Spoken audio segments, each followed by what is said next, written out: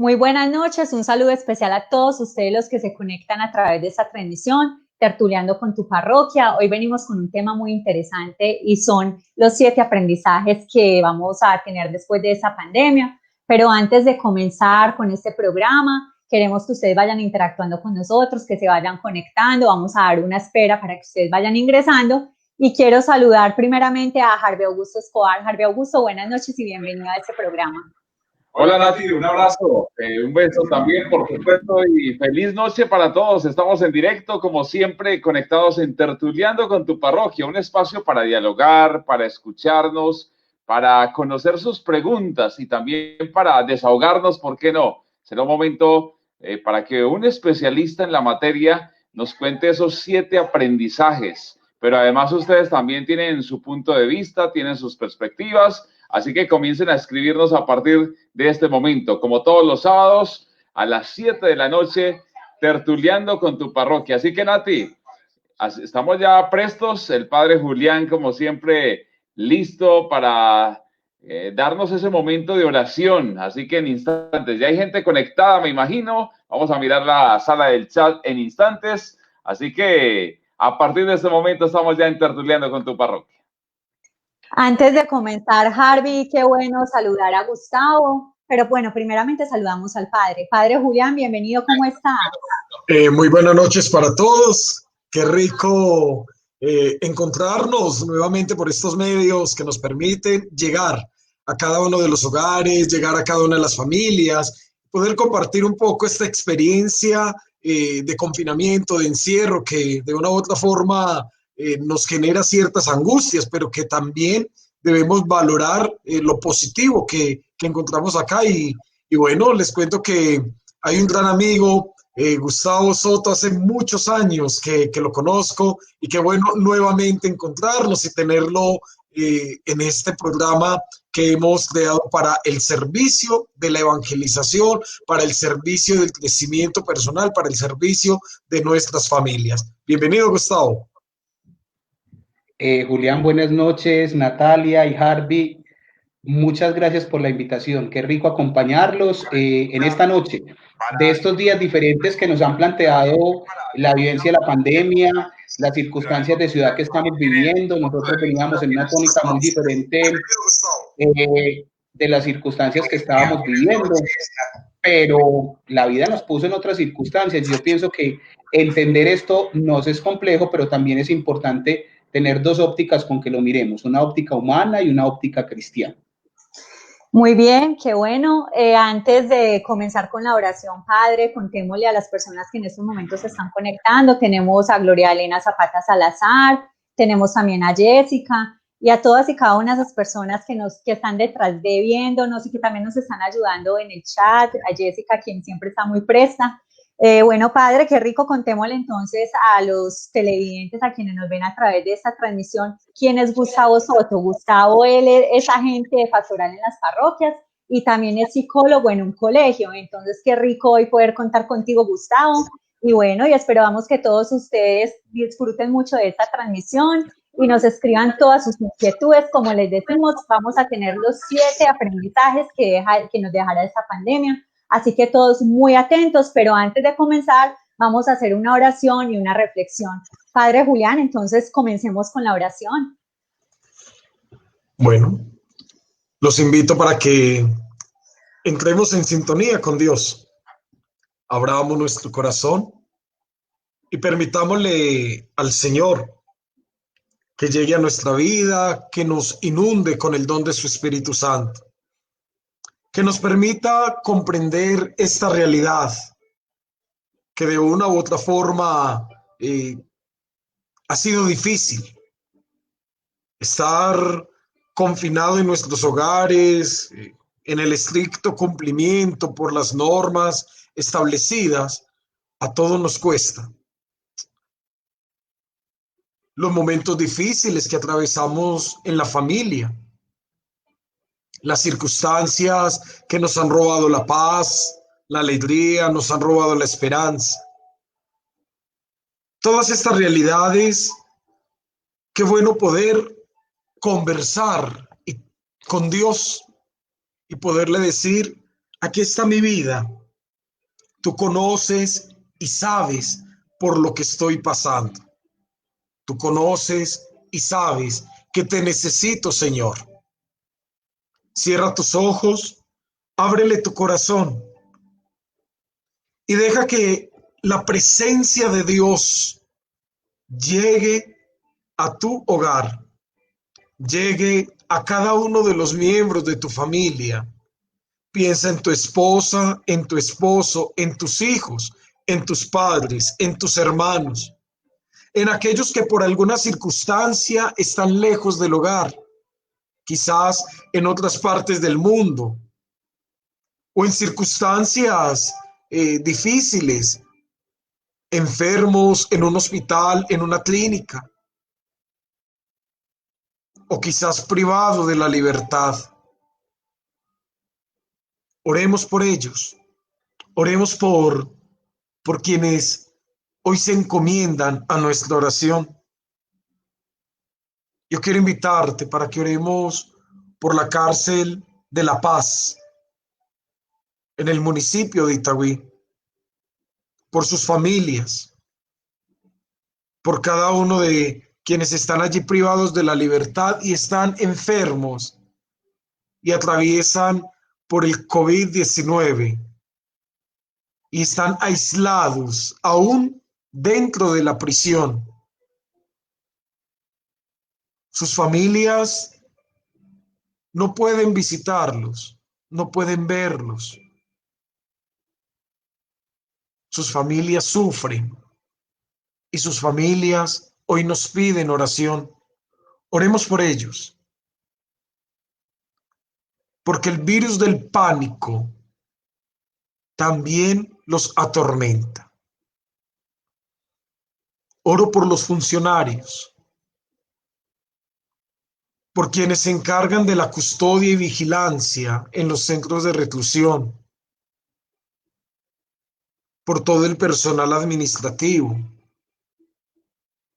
y por las familias, tanto de los privados de la libertad como de los funcionarios, para que Dios derrame la gracia de su bendición. Recojo tus oraciones y tus intenciones y en una misma súplica hoy las presento a Dios, porque Dios escucha nuestra oración. Del Evangelio según San Mateo. En aquel tiempo, Jesús propuso otra parábola a la gente. El reino de los cielos se parece a un hombre que sembró buena semilla en su campo. Pero mientras la gente dormía, su enemigo fue y sembró cizaña en medio del trigo y se marchó. Cuando empezaba a verdear y se formaban las espigas, apareció también la cizaña. Entonces fueron los criados a decirle al amo: Señor, ¿no sembraste buena semilla en tu campo? ¿De dónde sale la cizaña? Él les dijo: un enemigo lo ha hecho. Los criados le preguntaron: ¿quieres que vayamos a arrancarla? Pero él les respondió: no, que al arrancar la cizaña podríais arrancar también el trigo. Dejadlos crecer juntos hasta la siega, y cuando llegue la siega, diré a los segadores: arrancad primero la cizaña y atadla en gavillas para quemarla, y el trigo almacenadlo en mi granero.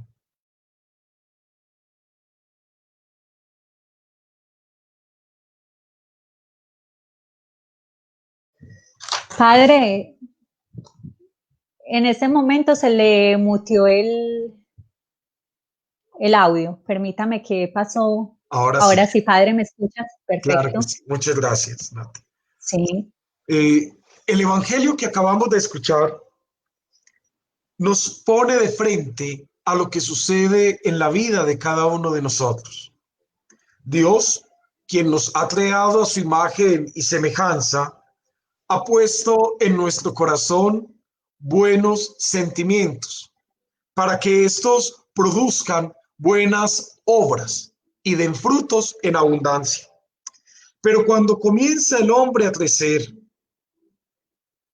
el hombre comienza a recibir en su corazón toda clase de sentimientos de maldad, de tentaciones y de deseos de hacer lo que es contrario a la bondad de Dios.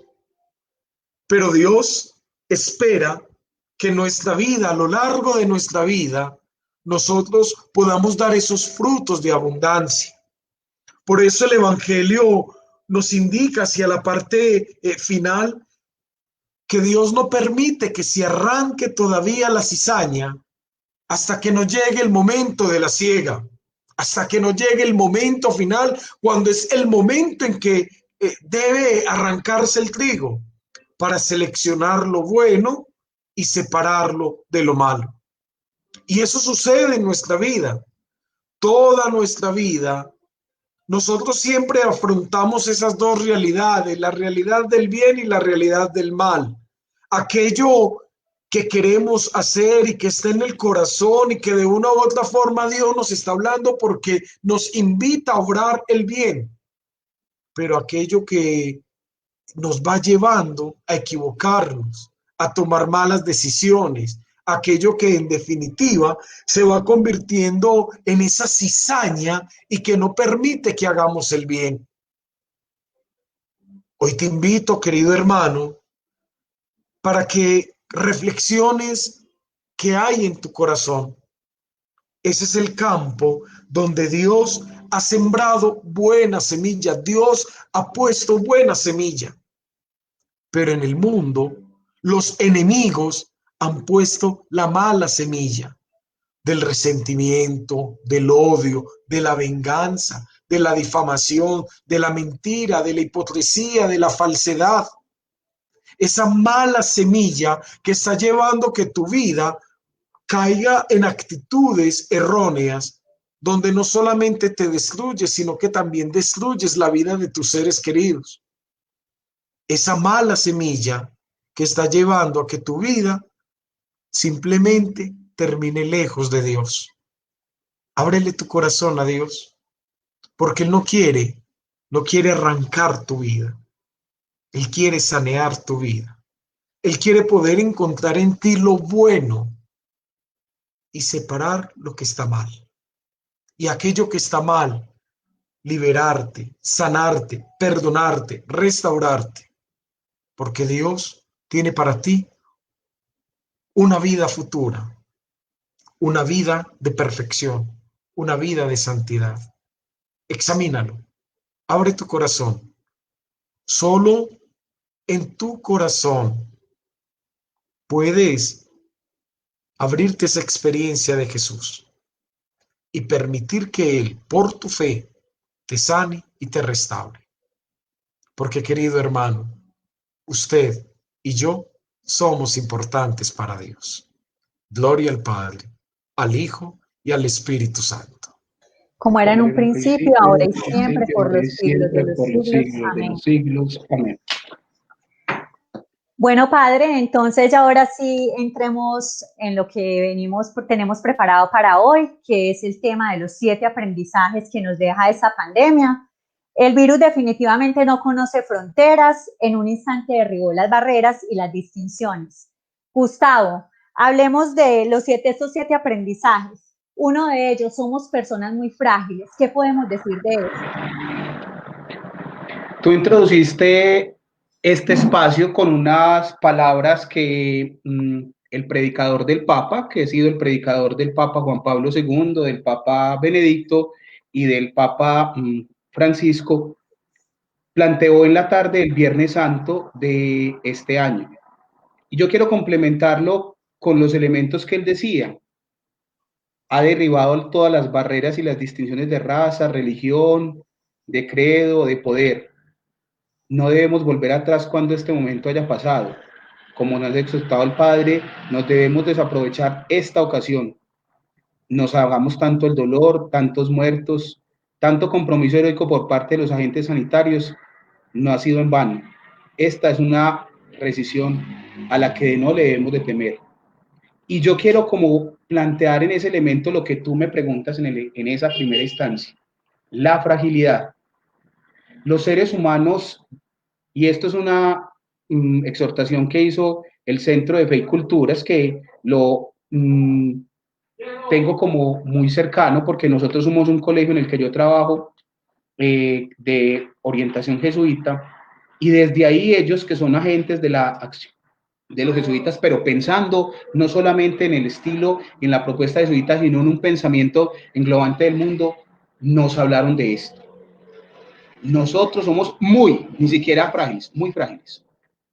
Y en esa fragilidad hay que entender que un agente microscópico pequeño en una diminutura impresionante ha llegado a poner en jaque la vida del hombre. Pero también nos ha mostrado que veníamos en un mundo y en unas circunstancias donde nos sentíamos llenos de egos y estábamos inflados en la vida pensando que todo lo podíamos. Llega algo diminuto, nos pone en una realidad clara y nos muestra que en ese sentido nuestra fragilidad llega a cualquier instancia. Es un elemento que nos toca, que va avanzando en el tiempo y que para algunos ventajosamente no genera ningún tipo de traza ni de daño, pero para otros los lleva a momentos muy difíciles y a otros aniquila su vida. Miren que ahí nos está mostrando un elemento clave. El ser humano se tiene que entender con la realidad de que una circunstancia pequeña destruye su realidad y que nos estábamos parando en un sentido de que de una u otra manera nos estábamos sintiendo grandes, poderosos, que dominábamos la naturaleza, y es ella la que nos está diciendo hoy, nosotros tenemos otro poder. Una fragilidad que va asociada también a una actitud frente a la vida, porque estábamos siendo inmisericordes frente al medio, frente a las cosas que teníamos, frente al cuidado del espacio, frente al respeto y la valoración por el otro. Entonces, quienes estaban más en circunstancias mejores no se importaban por los otros. Esa fragilidad nos puso a todos iguales. Esa fragilidad, Harvey. Sí, no, adelante con la idea y ya iré con una siguiente inquietud, ni más faltaba. Perfecto. Y a partir de ahí nos demostró que no dependíamos de las circunstancias sociales, económicas, políticas o culturales, sino que en cualquier parte del mundo este virus puso en jaque una realidad que es nuestra propia humanidad y que se vio afectada y profundamente afectada en lo que podemos ser. Casi que nos dijo, podemos acabarnos como humanidad. Muy bien, ahí está una gran primera conclusión. Enfatizó mucho en esas últimas palabras, Gustavo, en la palabra humanidad. Y es que otro de los preceptos, otro de los aprendizajes que también pregona este documento es precisamente que queden en la conciencia, más allá de que termine la pandemia, la cuarentena. Hay temas que son aprendizajes indudablemente. En ese orden de ideas, un segundo momento, una segunda lección es que pertenecemos a una sola humanidad y en ello se rescatan temas como la colaboración, temas como en el trabajo en equipo, dejar aspectos egoístas, tal vez muy individualistas que a veces los seres humanos por infortunio presentamos. En ese orden de ideas, ¿qué resume ese segundo momento, esa segunda lección? Mira, el virus empieza en una ciudad china llamada Wuhan y hoy está en casi todos los países del mundo. Entonces, el pensamiento nos debería llevar a mirarnos como humanos, porque al que fue afectado en la China también puede ser afectado en Medellín, Colombia, y puede estar viviendo las mismas circunstancias que de una u otra manera como ser humano tenemos que mirarnos. Antes nos sentíamos en un mundo globalizado, porque teníamos muchas cosas, tecnología como esta, teníamos cosas que nos podían conectar unos a otros, pero lo que no habíamos pensado es que el verdadero sentido de humanidad lo construye otros valores y otras estructuras axiológicas que le dan más sentido a lo que somos. tú tocabas ahorita, el hecho de sentirnos comprometidos con los otros, el hecho de sentir que lo que está ocurriendo, el padre Alberto Restrepo, un sacerdote que era de la diócesis de Manizales y fue mi profesor en la universidad, decía con tanta fuerza y vehemencia, lo que pasa me pasa. Entonces ahí el sentido de humanidad es entender que lo que estaba ocurriendo allá no nos era ajeno, porque a la hora del té hoy es real en nuestras vidas, que el enfermo de COVID-19 o de el nuevo SARS, que es COVID-SARS-19, en esa perspectiva nos muestra que desde allá hasta acá el límite de lo humano se fue planteando de otra manera y que la construcción que debemos hoy realizar como aprendizaje es entender que nos debe condoler, nos debe preocupar y nos debe ocupar toda la humanidad como tal. Nosotros no podemos seguir trabajando en perspectivas de espacios territoriales, de geopolítica, de circunstancias económicas, de líderes que los manejan, sino que debemos de tener un sentido incluyente. Y desde esa perspectiva incluyente, esas realidades que pasan allá y que hoy nos pasan a nosotros, nos debe preocupar como seres humanos. No discriminarnos por una religión, por una postura política, por una circunstancia que vimos. No, a eso le debemos de dar un espacio para dar entrada a un verdadero sentido de lo humano. Ahorita el padre decía una cosa a la cual yo le quiero ser claro. Entonces, listo, cuando llegue la vacuna, entonces estarán los que están vacunados y los que no, no. Todos somos humanos. Aquel que tenga el COVID, como aquel que no lo tenga, como aquel que esté sano. Desde ahí tendremos que mirarnos. Y miren, cuando a usted le plantean cosas frente a ese fenómeno, a usted le aíslan su familia. El enfermo es de esa familia, pero puede afectar a toda una comunidad. Por eso nos hablan de distanciamiento, por eso nos hablan de un tapabocas, por eso nos hablan de una serie de connotaciones que está. Qué importante entendernos como aprendizaje de este fenómeno, que somos una humanidad única y que en el sentido de lo que somos debemos hacer una construcción desde lo profundamente humano que está planteado en encontrarnos con el otro, valorarnos en la diferencia, entender que el otro me complementa como ser humano y posibilita muchas realidades y entender que el valor de la persona no está determinado ni por credo, ni posición socioeconómica, ni por circunstancias que se viven. Yo creo que es muy importante resaltar lo de humanizarnos. O sea, es algo que lamentablemente olvidamos, perdimos, nos acostumbramos al activismo, nos acostumbramos a la consecución de cosas, nos olvidamos incluso de amarnos para amar cosas e incluso, con todo respeto lo digo, amar animales, olvidando la persona que incluso con quienes compartimos el día a día. Pertenecemos a una sola humanidad, es una conclusión maravillosa a la cual debemos llegar todos después de esta situación por la cual estamos atravesando. Y hay un elemento que yo le quiero agregar ahí. No sigamos deshumanizando. Porque es que deshumanizamos por muchas circunstancias. Voy a citar ejemplos. El padre ahorita hablaba de pensar en las gentes de las cárceles. Ahí hay un factor deshumanizante. Entonces escuchamos que allá ellos tienen que vivir hacinados porque las posibilidades no nos dan.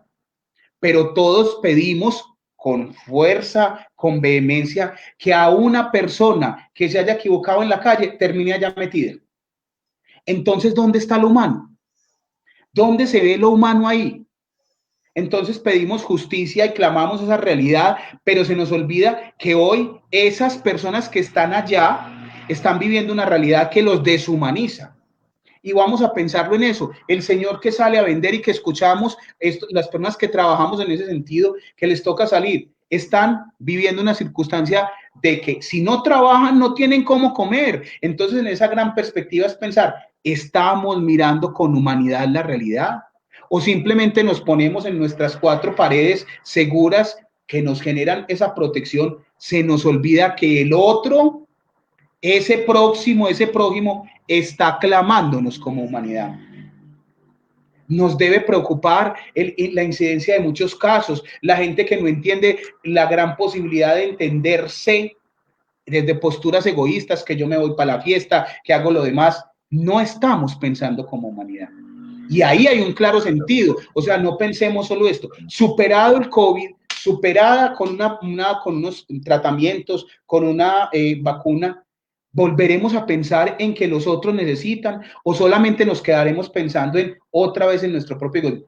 ¿Qué es esa invitación de eso, de ser una sola humanidad? Es entender que hoy todo lo que resuena en el mundo, la hoja que se cae, te hace ruido en tu vida.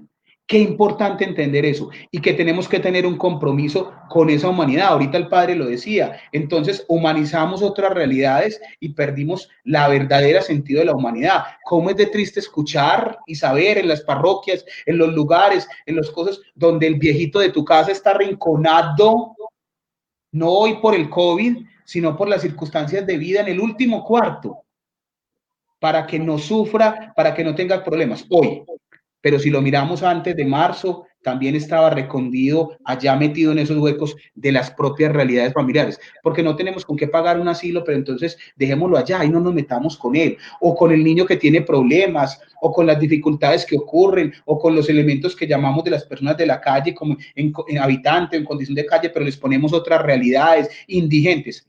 Eso no es hablar.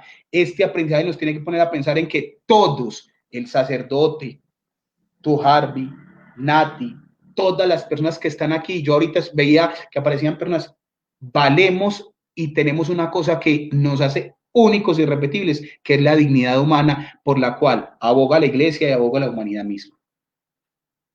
Muy cierto, Gustavo, definitivamente tenemos que ser iguales, o sea, tratar de tener una sociedad equitativa, no creernos más que los demás. Ese virus nos ha enseñado que definitivamente en esta sociedad no deben de haber exclusivos, no debe haber gente excluida, perdón, en la sociedad, ¿cierto? Ese es otro de los aprendizajes que nos deja esta pandemia, Gustavo, no ser excluyentes. Vamos a pensarnos el concepto de exclusión en la mirada que nos plantea también el texto, pero también en la perspectiva de lo que las cosas pueden plantearse como tal. Y a mí me parece significativo hacer una cosa en ese sentido. Mirarnos en esa perspectiva de inclusión como un aprendizaje que nos permite asumir a los otros en esa realidad diferente y entendernos que de una u otra manera lo que hemos ido debilitando es el tejido humano. Entonces, hoy en nuestra sociedad estamos permitiendo y transitando circunstancias que nos tienen que preocupar. Yo tocaba ahorita uno, la gente en condición de calle, el trabajador informal, pero me voy a las circunstancias que tienen que ver con las diferencias, por ejemplo, intergeneracionales. Entonces, no nos entendamos con los jóvenes de ahora porque son muy complicados. No, no, no, no. Eso es una actitud excluyente. Ah, no, no, no. Entonces no nos compliquemos porque es que con los sacerdotes ha habido problemas por sus circunstancias personales o por lo que ha ocurrido. No, no, no, no, no. Estamos siendo excluyentes. No pensemos que la mirada de esto es trabajar en esa perspectiva. Un aprendizaje es entender que no debe haber en nuestra sociedad ninguna acción excluyente, ninguna. Y mire lo que decía el texto, que es de pronto lo que nos ha permitido hacer como un enlace muy interesante. Definitivamente el texto le propone a uno piso para poder hablar muchas cosas. Nunca se dijo en el texto, arranquemos todo porque se perdía. No, convivamos con ese todo. Entonces hoy tenemos gente en cárceles, gente con una orientación y perspectivas sexuales diferentes, y todavía nosotros no entendemos esas realidades. Nos estamos matando en una perspectiva de lo político porque tenemos dos visiones llamadas izquierda y derecha, como la quieran plantear. Qué difícil es entendernos en esas realidades. Vamos a hacerla más sencilla. Aquí hay 3 hombres y una sola mujer en este estudio que estamos trabajando virtual. Entonces, en esa perspectiva tenemos que mirar a ese ser humano diferente. Es muy triste que nuestra sociedad haya tenido que construir un delito que se llama feminicidio, que debía estar sustentado por uno que ya existe, que se llama homicidio, que es matar al hombre. Qué triste, o sea, no hemos sido capaces de entender que es que aquí el complemento lo hace el otro y que la perspectiva de la inclusión tiene que ser esa mirada abierta, prudente, propiciatoria para que todos los seres humanos seamos tenidos en cuenta. Entonces, ¿qué pasa con el COVID? Al COVID le da al rico, al pobre, al negro, al blanco, al azul, al verde, al que usted quiera llamar, en lo que quiera de colores o en lo que quiera de circunstancias. Entonces eso nos dijo, no, venga, que es que te bajó en ese nivel. Pero ¿por qué no pensamos eso desde otrora? ¿Por qué no fuimos capaces de pensar hoy que la violencia familiar que se está ocurriendo en estos espacios está hablando de factores excluyentes en la sociedad? ¿Que por qué nos tenemos que pelear? Porque si yo tengo una visión política y tú tienes otra, tenemos que terminar conflictuados y ruptos como familia. ¿Por qué desde la perspectiva de tener un grupo a nivel de deporte, Harvey lo tiene más conocimiento porque trabaja en esa mirada, se generen ese tipo de cosas? Entonces, por un trapo nos tengamos que matar. No, la invitación de aprendizaje es entender que hoy más que nunca tenemos que ser capaces de agruparnos. Y miren lo que les estoy diciendo. En una circunstancia donde yo no puedo tener contacto con otros, o sea, yo aquí vivo solo, mi hermano vive en la casa del frente, pero nos toca mantener ese distanciamiento en esa perspectiva, pero no pensar en que ese distanciamiento lo podemos manejar en eso, entender que quien te toca a tu puerta, tocar no es físicamente, te está invitando a que lo tengas en cuenta. El familiar, el anciano, el niño, la persona, el papá, el entender que hoy nos tenemos que ver cara a cara con gente que no queríamos estar, porque la perspectiva nos ha mirado y nos ha puesto a mirarnos en una mirada más de comunitariedad, de comunidad, que no desde la perspectiva de lo que nos separa y divide, que son muchísimas cosas y que cada vez nos debían de recoger más y romper esas esferas que nos plantean. Muy bien, interesante lo que estamos viendo en directo a esta hora, sábado 7:30 minutos de la noche. Ustedes, algunos podrán verlo también en diferido. Sin embargo, todas sus preguntas, sus saludos son bienvenidos. Paula Andrea Cano nos dice que excelente contenido. Jorge Eliezer López, el popular J.E. López de la Copa Teleantioquia, nos está saludando. Qué bueno, los periodistas deportivos también aquí en sintonía. Luna Celeste también. Alba Lucía Alzate y Sasa dice, Dios y María, mi mejor compañía. Amén, a todos gracias. Y qué bueno que nos dejen este muro de Facebook lleno de preguntas, de comentarios, de saludos. Obviamente vemos cantidad de gente allí. Interesante también plantearle preguntas a Gustavo, un gran especialista con un lenguaje muy claro, avesado, con experiencia en ese sentido. Vamos a fusionar sobre todo ese aprendizaje 3 y 4, Gustavo.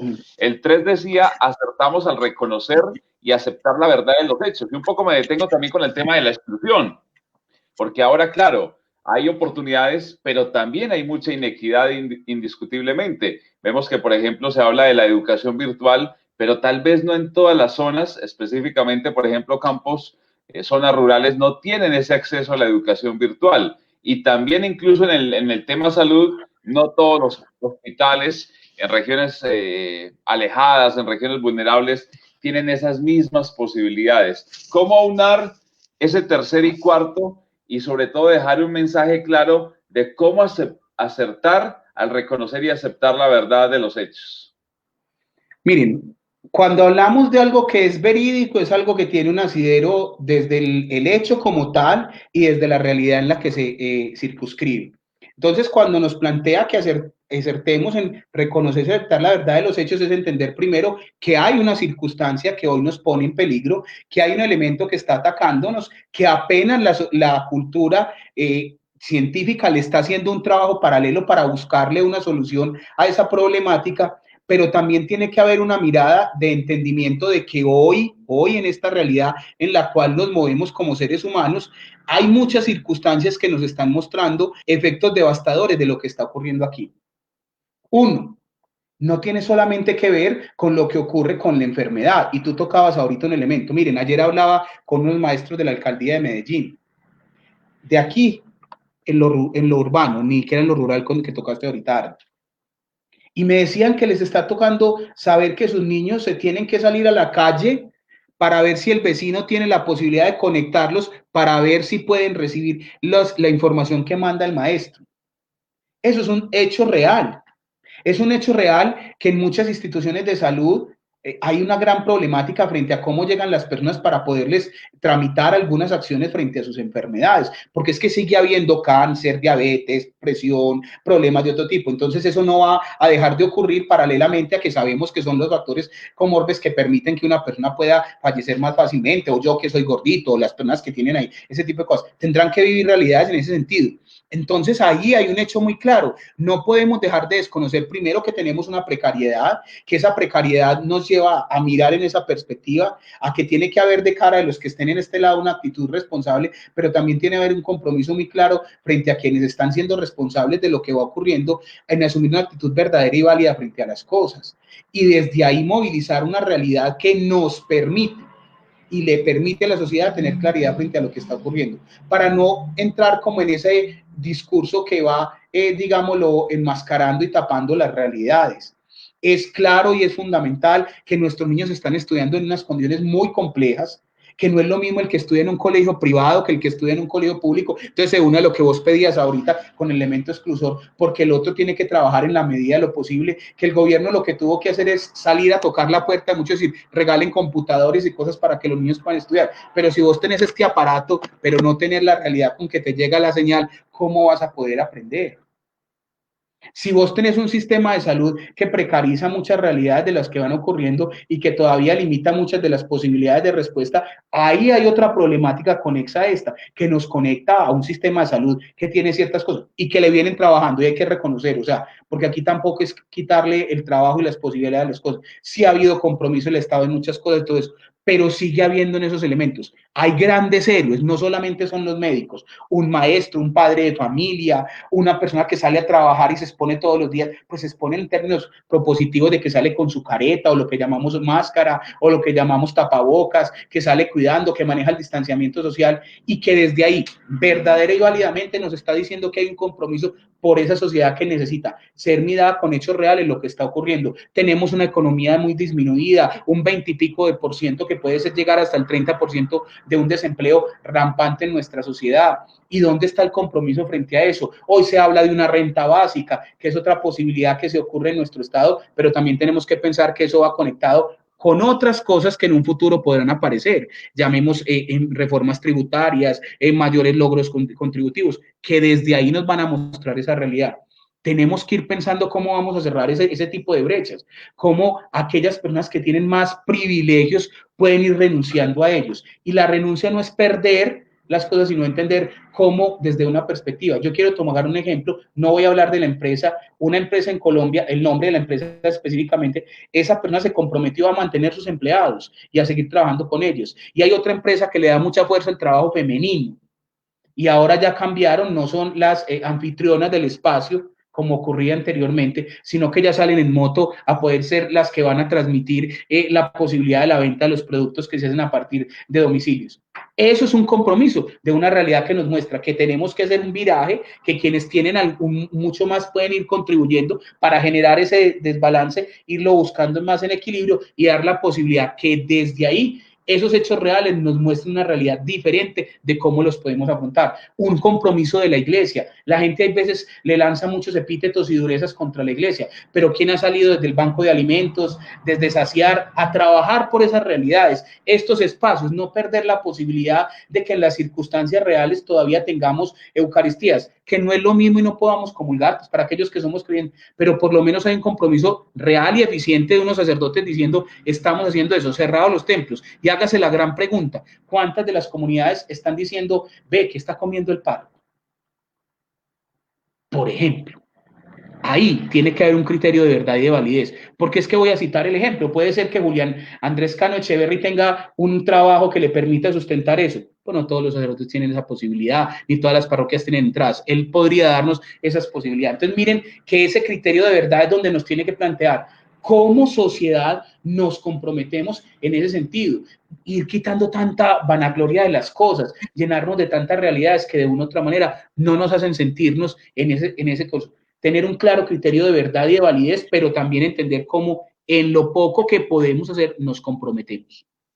Muy cierto, Gustavo. Padre, sí, tranquilo, adelante. Gracias, Nati. No, yo quiero hacer una anotación. Cuando hablamos de la iglesia, No hablamos solo de los curas, de los religiosos, hablamos de todos como bautizados.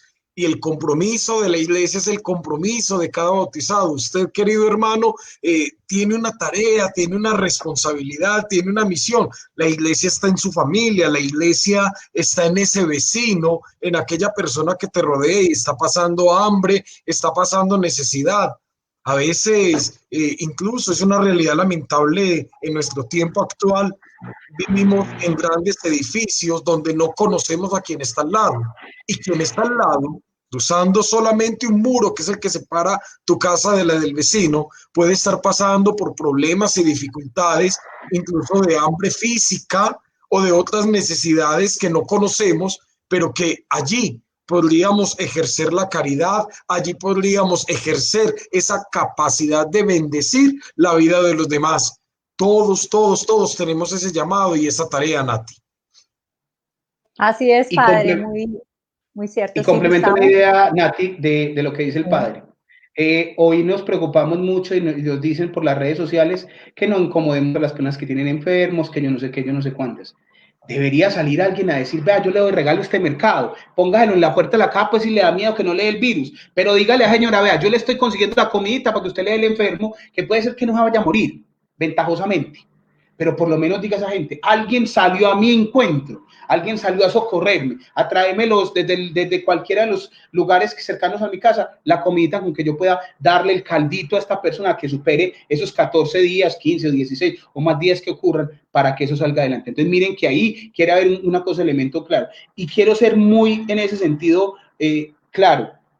Debe haber un compromiso con lo que es verdadero y válido, y en los medios de comunicación debe haber un gran sentido en esa fuerza, pero también trabajar en una perspectiva también esperanzadora, porque a ratos sentimos que el desbalance se da mucho frente a lo negativo. Entonces, claro, la gente oye noticias a las 12 del día hasta las 3 de la tarde, y luego en la noche y queda con la cabeza grande, pero también tiene que haber una visión esperanzadora, propositiva, animada, que diga a la gente, vea, listo, sí, esto está duro, pero de esto salimos, hay unas posibilidades, o sea, unas lecturas que también muestran una verdad no disfrazada, pero que también de una perspectiva de esperanza.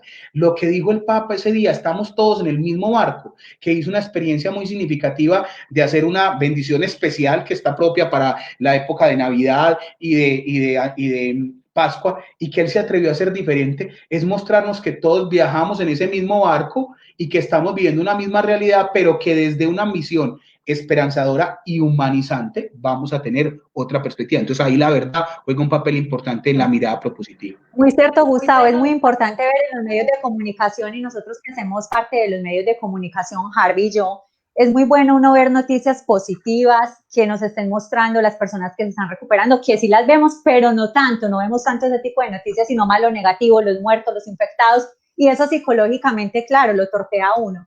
Y también me gustaría mucho ver noticias, pienso yo, que lo de nuestros seguidores también es importante que vean, pues que les gustaría ver eso, y son noticias que realmente nos muestren cómo va la evolución de la vacuna, si realmente sí hay una vacuna, o pues, o cómo es, o sea, mostrarnos más cómo está viviendo lo internacional. Por ejemplo, ahora, últimamente ya lo internacional no nos lo muestran, en los países de España, los que realmente ya de pronto han superado la crisis, entre comillas, o cómo están viviendo, porque a ellos, pues obviamente les llegó el virus primero que a nosotros. Entonces eso es algo que a nosotros nos inquieta, porque es bueno también seguir viendo esas noticias internacionales, no solo lo de Colombia, sino también lo internacional, y adicional, cómo va la evolución de la vacuna, los científicos, entrevistas con científicos. Pues pensaría yo que eso es muy importante. ¿Tú qué piensas, Harvey? Sí, totalmente. Yo creo que incluso, padre Julián, sería un tema interesante para abordar aquí en Tertuliando con tu Parroquia. ¿Por qué no traer a algunos periodistas o algunos jefes de redacción o directores de noticiero? Me parece que desde el punto de vista de lo que bien expresó Gustavo, lo que refrendó Nati, uno que ha pasado por los medios de comunicación, sabe que deberíamos ser orientadores de otra opinión pública. Mal que bien, claro, eso termina contaminando a las personas, a veces de pesimismo, a veces de dolor, a veces de una carga emocional muy fuerte. Yo creo, y por fortuna quienes venimos del sector deporte, que nos hemos dedicado a contar noticias positivas, alegrías, emociones, momentos de unidad, momentos de festejo, yo creo que en parte tendríamos que hacer esa analogía también. Está bien no desconocer una realidad, están pasando cosas y eso no lo podemos ocultar. Pero de igual forma, creo que tenemos que llevar a soñar, a invitarlos a construir esos valores y los medios de comunicación como esa capacidad que tienen de aglutinar masas y ahora más que nunca, ahora que indefectiblemente están más pegados, más concentrados frente a la pantalla de la televisión, que están más pegados de las redes sociales y que con respeto también lo vamos a decir. A veces en las redes sociales sale cualquier persona a decir cualquier tipo de cosas, muchas veces lo que denominamos las fake news, pues obviamente lo que hacen también es desinformar. Entonces yo creo que no estaba en el libreto, pero las palabras de Gustavo fueron muy sabias, obviamente, y en ello también hay que uno se extienda para en todos los y la comunicación como tal, pues obviamente está llamada a las personas, porque muchos a través de WhatsApp les llega un mensaje y lo que hacen es de inmediato viralizarlo, compartirlo sin mirar si es verídico o no. También son irresponsables, lo digo con todo respeto, cuando comparten cosas que no son.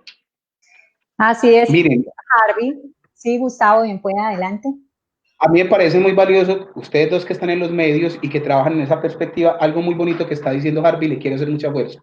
Qué bueno que si hay que presentar la realidad, nadie va a decir que no vamos a hablar de estadísticas y de números y de cosas como eso se hace, pero qué bueno también que mostráramos las acciones muy propositivas que quedan muy pequeñitas en relación a lo que ocurre. Por ejemplo, mire que el deporte ha hecho una gran fuerza y una gran señalamiento. Entonces, mañana, por ejemplo, se van a ir nuestros grandes deportistas. Hay que orar mucho para que ese vuelo vaya en mayor tranquilidad y en beneficio, para que ellos se vuelvan y se están en Europa y vuelvan a darnos unas alegrías bien significativas y propositivas. Que les vaya muy bien, orar por ellos, animarlos a ellos a que vuelvan a conectarse a esos elementos. Ahorita Natalia preguntaba, hacerle mucho seguimiento a lo que está haciendo la Universidad de Oxford en Inglaterra, el trabajo que están haciendo los rusos frente a una posible medicación y elementos de vacuna, seguir haciendo seguimiento que hay otras empresas farmacéuticas que se quieren comprometer y decir que van a proponer una cosa que tenga que ver 50% con los países en gran desarrollo y 50% con los países en vía de desarrollo que somos los nuestros, para que cuando se ocurra un fenómeno, ya sea de vacuna o de medicamentos, haya una equidad frente a eso. Eso es importante hacerlo ver. ¿Para qué? Para que la gente sienta que si bien afuera está la problemática, también en el resto del mundo hay gente batallando desde el deporte, desde la vida científica, desde la capacidad, siendo realista con lo que está ocurriendo, una gran posibilidad de que tengamos una respuesta propositiva frente a eso. Los trabajos que están haciendo en nuestro país, por ejemplo, miren lo que acaban de hacer muchachos de la Universidad de Antioquia y de la Escuela de Ingenieros de generar ventiladores en ese sentido, o sea, aparatos para soporte de ventilación aquí en Medellín. Eso hay que hacerle duro y fuerza, porque eso es verídico, está apoyando nuestra crisis, pero también está diciendo que hay una capacidad de salida del otro a buscar una solución a la problemática que ocurre. Yo creo que es muy importante que afrontemos esta realidad desde lo positivo.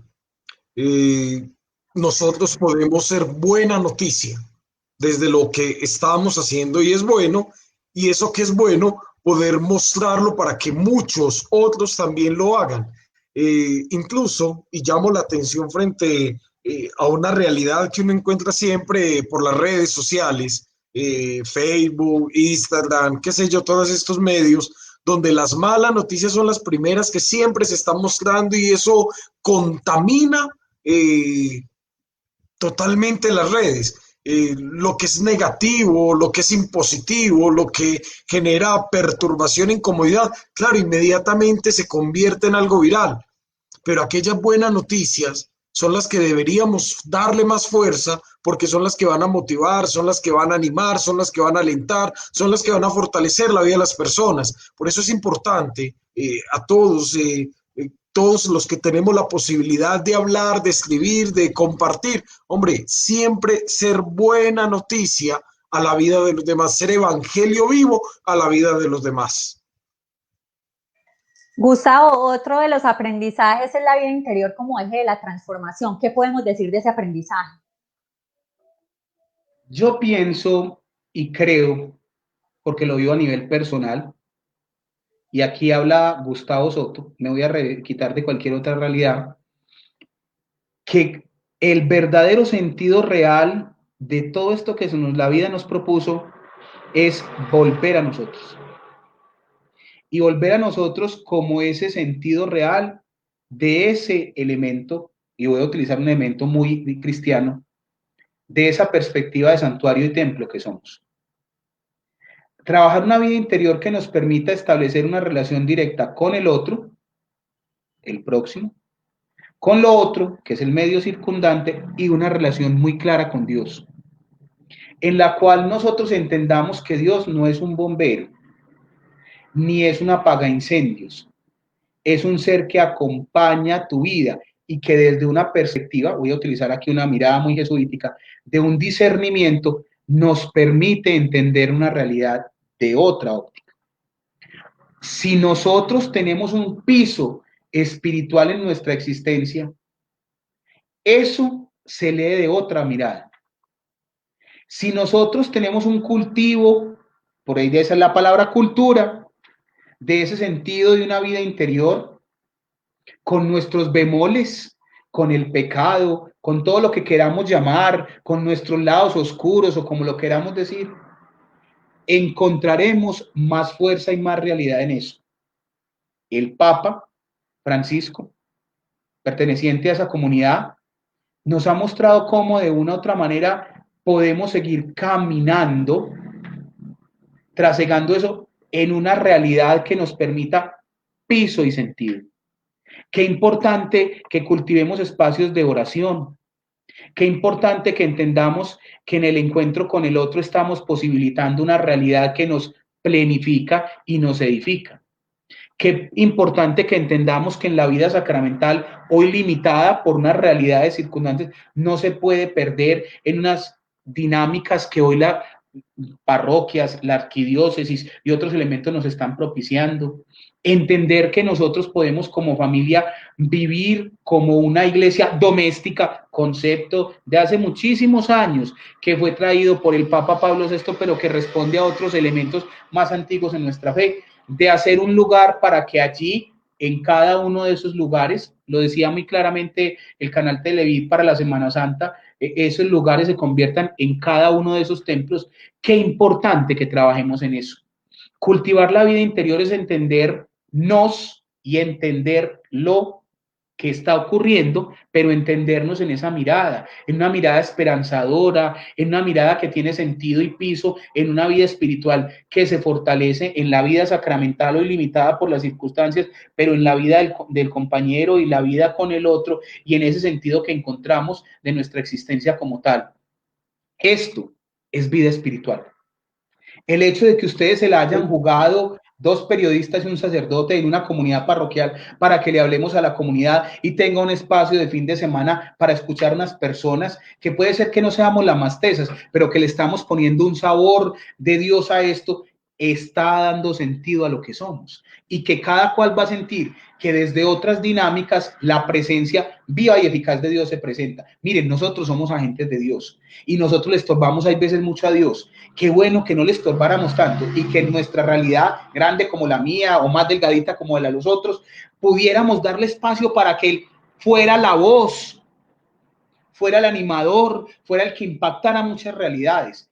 Usted conviértase en eso. Hay veces no somos más que no leer solamente el texto con todo el respeto, pero convertirnos en ese evangelio que le diga al otro, crea, tenga fe, anímese, vaya por delante, mire que de esta hemos salido, Dios no ha dejado las cosas. Bueno, aparecía un Cristo que ha acompañado todas las celebraciones en el Vaticano, que ha sido el que fue capaz de sustentar la realidad de la peste. Es que el Cristo no es el que quitó la peste, fue la fuerza del Espíritu de Dios hecha realidad en cada uno de nosotros la que le da sentido a eso.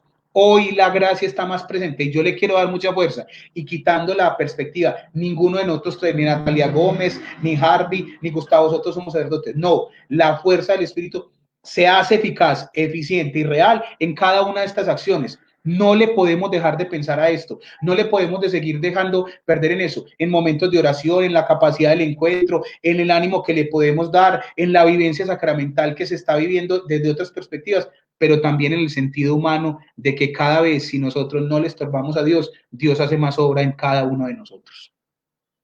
Muy bien, interesante. Habíamos planteado un programa de 30 minutos, se nos ha ido extendiendo producto de lo ameno, de lo útil, de lo enriquecedor y obviamente pues allí ha estado la gente que se ha mantenido conectada. Vamos a señalar una última lección, Gustavo, y yo creo que esto es afín a todo lo que hemos venido hablando a manera de conclusión. Si bien en el texto se habla de instituciones públicas siempre al servicio del bien común, creo que esto sirve para todos. Hablábamos de la comunicación, hablamos de cada una de las personas y es vernos en un nuevo liderazgo ante esta situación. Textualmente, este documento bien interesante que bien vale la pena recomendarlo, si nos puede decir también cómo y dónde lo podemos encontrar, dice que el nuevo tipo de liderazgo público ha de caracterizarse por el servicio, la empatía, la honestidad, la capacidad de rendir cuentas, el cuidado de los más frágiles, la apertura a la crítica y la participación ciudadana. Y concluye diciendo que este tipo de liderazgo es el que se espera de la capa dirigente de la sociedad, integrada por políticos, empresarios, académicos, religiosos, profesionales y agentes de la cultura. Es decir, casi que todos estamos ahí inmersos, no solo la clase política. Se trata de aquel liderazgo fresco, sensible, dialogante y visionario. Tú tocas un elemento que yo le quiero hacer fuerza, es que hay una palabra que está en el texto también, y ahorita les digo dónde pueden acceder al texto, tanto ustedes tres lo tienen y lo pueden hacer público, es una visión que, como les dije, el Centro de Fe y Culturas ha querido, y yo me lo quise abanderar también para trabajar en esa perspectiva cuando hablaba con Natalia para estar acá.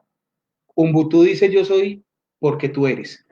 El sentido real de hoy es que la institucionalidad pública es cada una de las acciones que cada ser humano, cada ciudadano ejerza en la vivencia de lo que hace. Porque hemos dedicado a señalar que es responsabilidad del Estado, que debe tener unas robustas instituciones para trabajar, pero tiene que haber un compromiso también de quienes somos ciudadanos en la vivencia de lo que tenemos que realizar. No podemos seguir siendo señaladores de un fenómeno como lo llamamos la corrupción, pero nosotros sí permitimos ciertos niveles de corrupción ahí como mantenidos como sociedad. Aquel que transgrede una fila, que paga un elemento específico para otro, aquel que se permite ciertas cosas. En esas pequeñeces es donde vamos a mirar que la sociedad construye las grandes potencialidades negativas que tiene. Nuestros líderes tienen que salir de sus egoísmos y de sus egos para salir al servido y al sentido real de lo que se llama servir. Para los jesuitas, y lo voy a hablar así, que debe ser un mandato universal para mí, se es más cuando se sirve, pero también se le da sentido en esa perspectiva. El servicio debe ser la bandera con la cual cualquier persona, en cualquier circunstancia, en cualquier servicio público o privado, debe trabajar en su vida. Y no pensar en un servicio en el cual usted se planifique en muchas realidades y se vuelva más grande, sino que usted engrandezca en paralelo la comunidad en la que vive. Qué importante que entendiéramos que hoy los liderazgos tienen que estar más claramente hechos para quien sale al encuentro con los otros y posibilita el desarrollo de grandes capacidades. Estos espacios, las realidades que se están viviendo, que haya permitido que un líder de una comunidad, el sacerdote o párroco, haya permitido que otros actores hayan pegado a esa realidad. Ustedes son hoy líderes en esa parroquia, porque ustedes le están hablando al corazón de cada uno de los fieles, y no es solamente el sacerdote.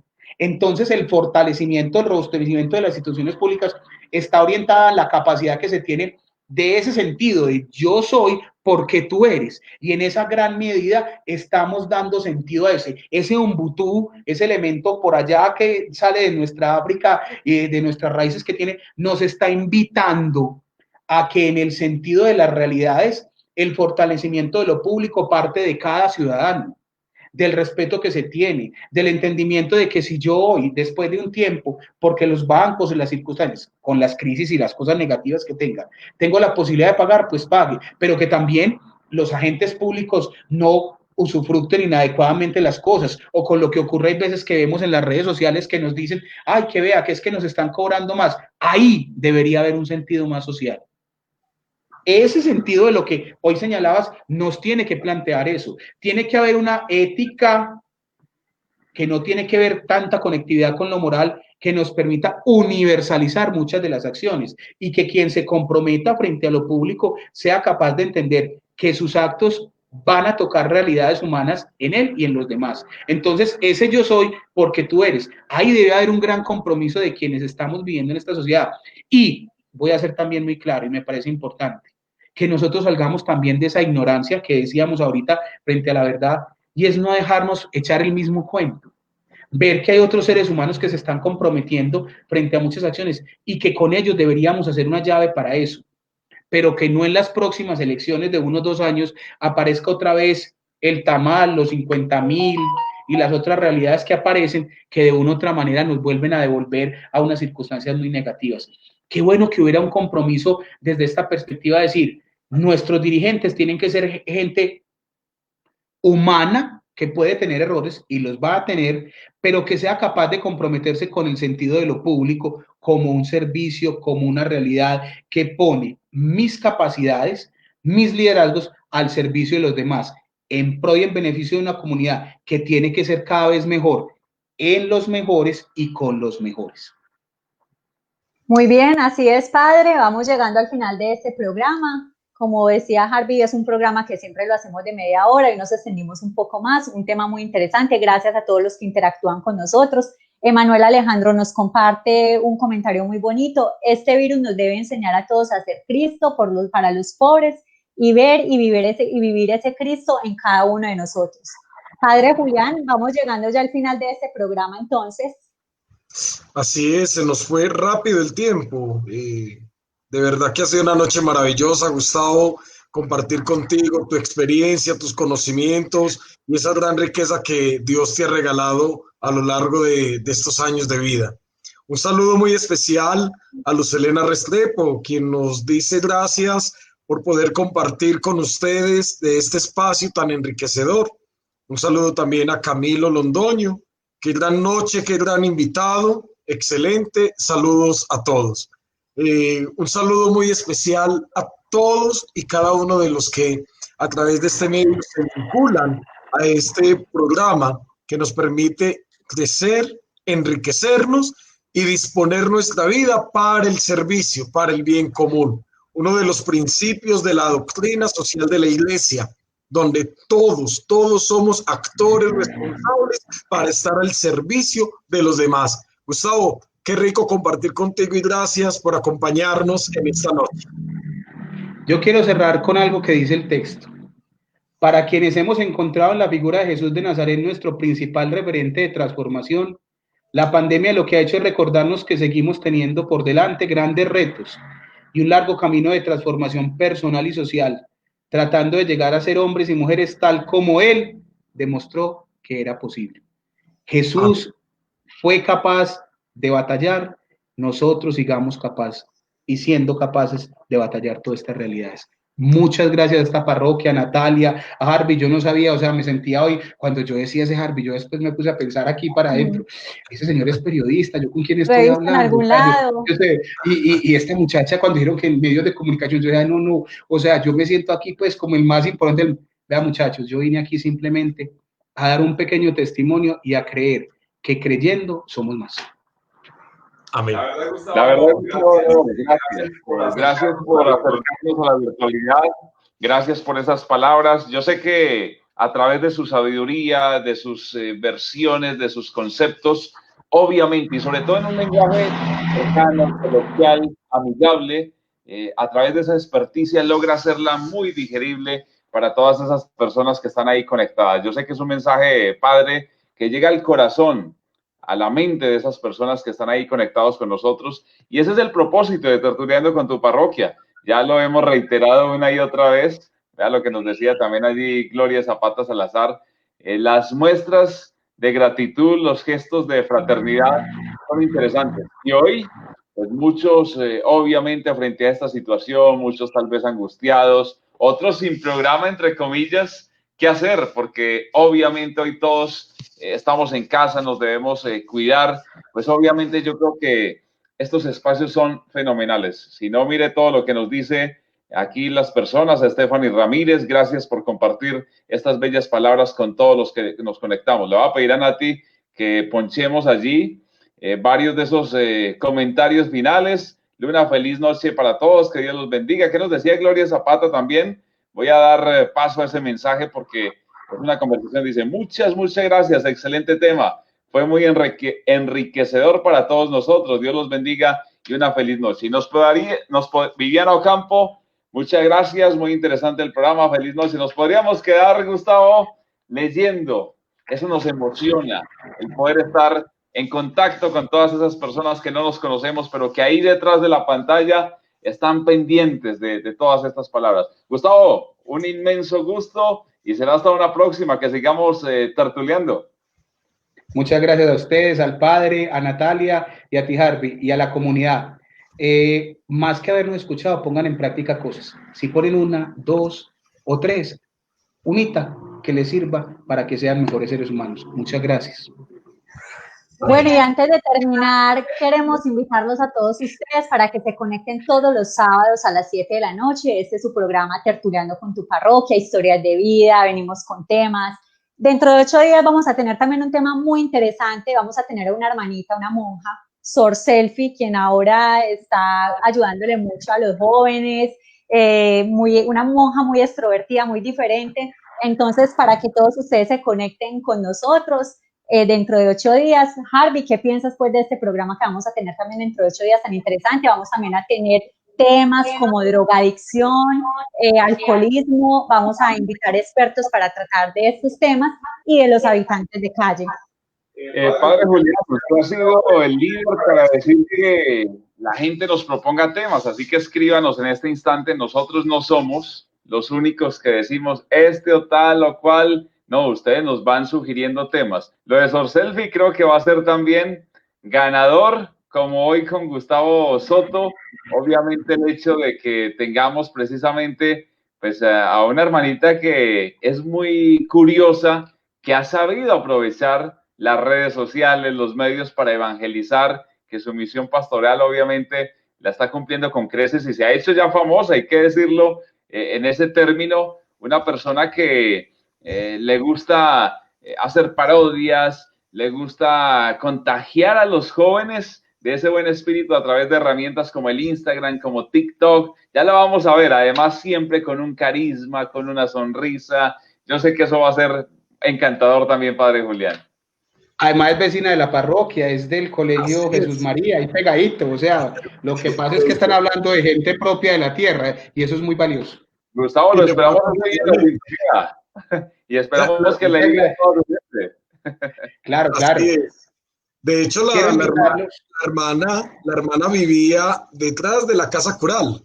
La hermana Marta, al igual que el grupo de religiosas de la comunidad Jesús María, quienes ahorita pues están allí ubicadas en el colegio. Es curioso ver una hermana adulta también haciendo parte de estas parodias del TikTok, que es algo tan novedoso, pero que sé que es un medio y una forma de evangelización. Ya la tendremos en 8 días compartiendo con nosotros en Tertuleando con tu Parroquia. A todos ustedes, muchas gracias por estar conectados con nosotros, por interactuar. Hasta una próxima.